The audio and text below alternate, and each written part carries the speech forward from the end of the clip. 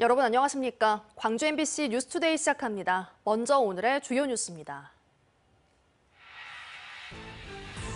오는 2일부터 출하되는 광주 무등산 수박이 올해부터는 세계 지질공원에서 생산된 농산물에만 적용되는 지오푸드, 국제 식품 브랜드로서 첫 선을 보입니다. 광주 군공항 민간공항 통합 이전과 관련해 광주와 전남, 무안이 3자 회담을 가졌지만 서로의 입장차만 확인한 채 별다른 소득 없이 끝났습니다. 올해 6, 7월 광주 전남의 열대야 일수가 11.7일로 집계돼 역대 최다 기록을 경신했습니다. 옛 전방 일신방직 부지 개발사가 도로 공원 구축을 위한 공공기여금 5,899억 원을 분납하기로 하고 광주시와 협약을 체결했습니다. 조선시대 임금님 진상품이었던 광주 무등산 수박이 이번 주부터 출하됩니다. 특히 올해부터는 세계 지질공원에서 생산된 농산물에만 적용되는 지오푸드, 국제 식품 브랜드로서 첫 선을 보입니다. 보도에 김영찬 기자입니다. 덩굴 사이로 큼지막한 수박들이 달려 있습니다. 일반 수박보다 두세 배 크고 줄무늬가 없어 풀행이라고도 불리는 광주 무등산 수박입니다. 올해 첫 출하를 앞두고 수확 작업이 한창입니다. 수박이 잘 익었는지 확인하고 조심스럽게 가지를 잘라내면 출하 준비에 들어갑니다. 기분이 좋지. 첫 수박이기에 씨도 틀리고 색깔도 틀리고 안에 내용물도 진한 빨간색이 안 나오고 일반 수박은 전적으로 틀립니다. 무등산 수박 재배는 2000년대 30농가에서 현재는 8농가만 명맥을 이어가는 등 생산 위기에 직면했습니다. 옛 명성을 되찾고자 무등산 수박이 세계 지질공원에서 생산된 농산물에 적용되는 국제 식품 브랜드 지오푸드로서 첫 선을 보입니다. 지난 3월엔 무등산 수박 생산자 조합과 지오 파트너 협력 협약을 체결했습니다. 생산 농가들은 이를 계기로 올해 판매량 증가를 기대하고 있습니다. 올해는 이제 한 2,500동이 좀 판매를 했으면 저희는 진짜 좋죠. 이게 2,500병이 아니라 3,000도 나오면 더 좋고 그런데 그게 마음대로 안 돼. 무등산 수박은 이번 주 금요일부터 출하를 시작해 10월 중순까지 무등산에 위치한 공동 집판장에서 판매됩니다. 7kg당 3만 원으로 시작하고 18kg을 넘어가면 2만 원씩 증가해 농가 소득에 큰 도움이 될 것으로 기대됩니다. MBC 뉴스 김영창입니다. 오늘 광주 전남 대부분 지역에서 최고 체감 온도가 35도를 웃도는 무더운 날씨가 이어지겠습니다. 오늘 아침 최저 기온은 광주 26도, 나주와 장성, 화순 25도, 곡성 24도를 기록했습니다. 낮 최고 기온은 구례 36도, 화순과 곡성 35도, 광주와 나주 34도 등으로 32도에서 36도의 분포가 예상됩니다. 한편 지난 5월부터 광주 전남에서 발생한 온열 질환자는 광주 23명, 전남 127명이고 사망자는 발생하지 않았습니다. 전국적으로 열대야 현상이 나타나면서 올해 6, 7월 광주 전남의 열대야 일수도 역대 최다 기록을 경신했습니다. 기상자료 개방 포털에 따르면 지난 6월 1일부터 지난 28일까지 광주 전남 지역의 열대야 일수는 11.7일로 집계됐습니다. 이는 통계 집계가 시작된 1973년 이후 열대야가 가장 많이 발생한 것으로 종전 기록인 1994년 11.4일 이후 30년 만입니다. 연일 낮 최고 기온이 35도에 육박하는 찜통더위가 이어지고 있습니다. 이런 더위에도 쇠를 달구고 망치질을 하는 대장간이 있고 뜨거운 날씨에 취약한 어르신들은 더위를 피해 경로당에서 피서를 보내고 있습니다. 폭염 속 풍경을 최황지 기자가 취재했습니다. 50년간 운영된 여수 유일의 대장간. 무쇠도 녹이는 섭씨 1000도의 불길에 대장간은 한증막입니다. 달궈진 쇠를 손질하는 대장장이가 줄줄 흐르는 땀을 닦아냅니다. 더운 게 다 힘들지 뭐 나만 힘들겠어. 이런 사람 다 힘들지. 오래된 선풍기 한 대가 열기를 식혀보지만 역부족입니다. 폭염이 연일 이어지고 있지만 꾸준히 찾는 단골이 있어 문을 닫을 수 없습니다. 이제 몸이 허락한 데까지는 한다. 이제 그러면 된다. 그렇게 생각하면 돼. 돈 번다고 생각하면 돼. 시원한 에어컨 바람 아래 삼삼오오 둘러앉은 어르신들이 과일을 나눠 먹습니다. 지자체가 냉방비를 지원하는 무더위 쉼터입니다. 어르신들의 더위 나기로 이곳만한 곳이 없습니다. 놀러 갈 때 경로당밖에 없어요. 여기가 아주 시원하고 좋으니까 또 집하고 가까우니까 그렇게 여기 노인당에서 살다시피 합니다. 낮에는 폭염, 밤에는 열대야까지 이어지며 어르신들의 더위 나기는 더 힘겹습니다. 더워요 저녁으로. 막 에어컨도 틀어놓지 선풍기도 틀어놓지 막 그러고 잠이 들 때도 있고 그래요. 무더위로 발생한 온열 질환자는 전국 1,050여 명으로 전남은 120여 명이 넘습니다. 전체 온열 질환자 중 65세 이상 인구가 30%에 달하고 있어 여름철 어르신들의 건강 관리에 각별한 주의가 필요합니다. MBC 뉴스 최왕수입니다. 골프장 보수 작업을 하던 30대가 열사병으로 쓰러져 병원으로 이송됐습니다. 광주 북부 소방서에 따르면 지난 29일 오전 10시쯤 광주 북구 연제동의 한 골프장에서 직원이 쓰러졌다는 신고가 접수됐습니다. 골프장 휴문날 외부에서 잔디와 자갈 등의 보수 작업을 하던 직원은 당시 체온이 37.7도까지 오르며 손과 입술에서 열경련 증상을 보인 것으로 알려졌습니다. 다음 달 4일에 열리는 더불어민주당 광주 전남 지역 전당대회 합동연설회를 앞두고 최고위원 후보들이 어제 잇따라 광주를 찾아 지지를 호소했습니다. 김민석 최고위원 후보는 5.18 헌법 전문 반영 원포인트 개헌과 광주 인공지능단지 발전 등 지역 과제를 이재명 대표와 함께 풀어가겠다고 밝혔습니다. 한준호 최고위원 후보는 호남 출신의 국회 국토교통위원회 소속임을 강조하며 광주선 철도 지하화와 상부 개발, 광주 영암 고속도로 조기 건설 등 교통 개선을 약속했습니다.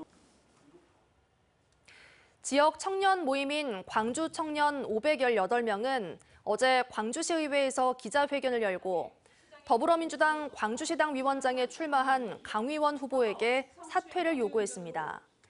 이 자리에 참석한 단체 관계자 20명가량은 강위원 후보가 과거 성추행 등으로 벌금형을 받았고 두 차례 음주운전 전력이 있다며 강 후보가 시당위원장 경선에 나선 것은 광주 정신을 무시하는 처사라고 비판했습니다.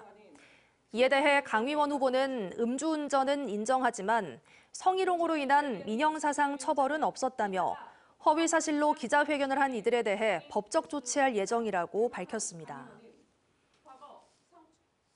어젯밤 9시 50분쯤 나주의 한 고등학교 기숙사에서 불이 나 학생 10여 명이 대피하는 소동이 빚어졌습니다. 불은 침실과 책상 등 시설 일부를 태우고 10분 만에 꺼졌고 인명피해는 발생하지 않았습니다. 나주소방서는 침실에서 화재가 시작된 것으로 보고 정확한 경위를 조사 중입니다.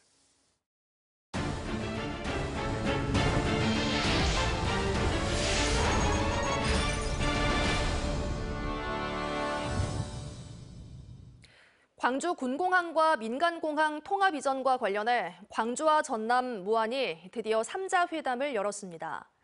그간 수많은 설득과 실무 협의 등을 거쳐 어렵게 마련한 자리였는데요. 서로의 입장차만 확인한 채 별다른 소득 없이 끝났습니다. 김초롱 기자의 보도입니다. 지난 2018년 무안공항 활성화 협약 이후 6년 만에 성사된 3자 회담이었지만 소득은 없었습니다. 광주와 전남, 무안이 29일 저녁 영암에서 만나 광주 군 민간공항 통합 이전을 논의했지만 단 하나의 안건도 합의하지 못한 겁니다.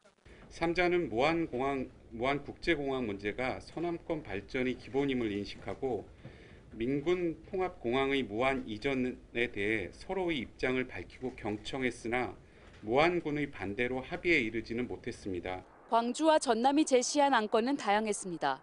광주시는 쟁점 사안인 소음 문제와 관련해 전문가를 동원해 소음을 공동 측정할 것을 제안했습니다.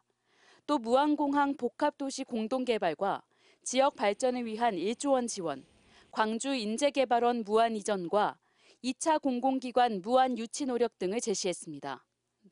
전남도는 공항 이전 공농장 형성과 함께 공항 주변의 호텔과 카지노 유치 등 도시 개발 방안을 제안했습니다. 하지만 무안군은 이를 모두 거절했습니다. 현재 무안공항만으로도 지역 발전이 가능하다는 입장을 밝힌 것으로 전해졌습니다. 내년 활주로 연장 공사가 끝나면 유럽행 비행기 운행이 가능하고 KTX도 준공돼 이용객이 늘어날 것이라는 판단이 깔린 것으로 분석됩니다. 광주시는 올해 말까지 무안군을 설득해보겠다는 입장이지만 이마저도 안 될 경우 광주시가 직접 무안군민을 설득해 공항 이전을 추진하는 방법도 고려될 수 있을 것으로 보입니다. 다시 언제 만날지 구체적인 일정조차 정하지 못한 채 3자 회담이 성과 없이 끝나면서 빈손 회동이라는 비판을 피하긴 어려워 보입니다. MBC 뉴스 김초롱입니다.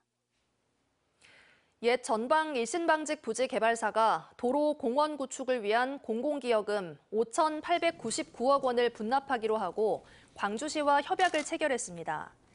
해당 민간 사업자는 5,899억 원 가운데 2,899억 원은 도로와 공원 등 공공용지 개발을 위해 사용하고 현금 3천억 원은 착공부터 준공까지 5년에 걸쳐 광주시에 분납하기로 했습니다. 민간 사업자는 다음 달부터 특급 호텔을 포함한 랜드마크 타워, 상생복합시설과 주상복합시설 등에 대한 건축 인허가 절차를 밟을 예정입니다. 광주의 주택 가운데 아파트 비율이 전국에서 가장 높고 전남은 단독주택 비율이 가장 높았습니다. 통계청이 발표한 2023년 인구주택 총조사 결과에 따르면 광주의 주택 가운데 아파트가 차지하는 비율은 81.5%, 아파트에 거주하는 가구 비율은 67.8%로 각각 전국에서 가장 높았습니다. 전남은 단독주택이 차지하는 비율이 49%로 전국에서 가장 높았고, 전남의 주택 가운데 빈집은 14.5%, 30년 이상 비어있는 집은 8.6%로 전국에서 가장 높았습니다. 인문학적 가치를 탐구하기 위해 독일과 영국으로 떠났던 전남 독서 인문학교의 국외 캠프가 마무리됐습니다. 낯선 이국 땅에서 자신의 미래에 대해 사유하며 앞으로의 기준점을 그려본 학생들의 여정을 돌아봤습니다. 안준호 기자가 취재했습니다.